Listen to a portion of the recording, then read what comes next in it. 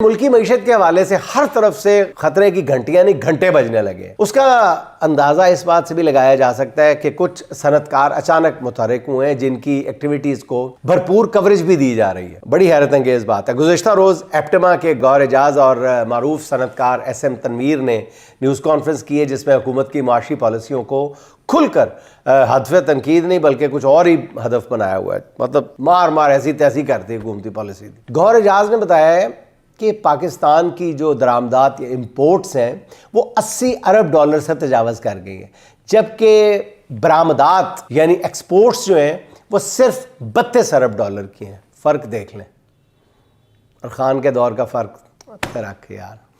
हैरान कुन बात यह थी कि इस न्यूज़ कॉन्फ्रेंस को नाज़रीन PTV ने भरपूर लाइव कवरेज दी है। ये ज़हन में रखें कि गौहर एजाज और SM तनवीर दोनों ही निगरान दौर में वजीर रहे हैं। इसके साथ ही नाज़रीन उससे भी जो अलार्मिंग बात है वो है कि SIFC के coordinator lieutenant general Sarfaraz Ahmad ने जो कहा है वो हुकूमत के लिए सही खतरे की निशानदेही कर रहा है। ये ज़हन में रखें कि लेफ्टिनेंट जनरल सरफराज अहमद हाजिर सर्विस अफसर है जो SIFC के तहत चलने वाले मामला देख रहे हैं। गुज़िश्ता रोज़ पाकिस्तान बिजनेस काउंसिल की तकरीब से खिताब करते हुए उन्होंने कहा कि जी हमने अपनी मालियाती हालत का सत्यानाश कर लिया है। मुल्क में माशी तरक्की का कोई मंसूबा नजर नहीं आता।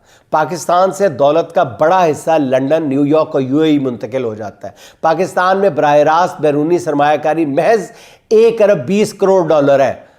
जब तक मकामी कारोबारी तबका सरमायाकारी नहीं करेगा पाकिस्तान में गैर मुल्की सरमायाकार भी नहीं आएंगे। उन्होंने कहा कि माशी तरक्की का कोई वाज़े रोड मैप भी नहीं है। उन्होंने कहा कि SIFC बनने के 2 साल बाद भी इन्वेस्टमेंट क्लाइमेट में कोई वाज़े बेहतरी नज़र नहीं आ रही। उन्होंने कहा कि अब हुकूमती जो हिकमत अमली है उसमें बड़ी तब्दीली करनी पड़ेगी। अब बताएंगे नाज़रीन के SIFC के coordinator lieutenant general Sarfaraz Ahmad वो जो कह रहे हैं कि जी मुल्क के पास माशी तरक्की का रोड मैप ही नहीं है, उनकी बात माने या मोहतरम मियां मोहम्मद नवाज शरीफ साहब की बात माने जो बगले बजा रहे हैं और फरमा रहे हैं कि जी पाकिस्तान जो है वो इक्तिसादी टेक ऑफ कर चुका है। नाज़रीन हालात पर नज़र रखें।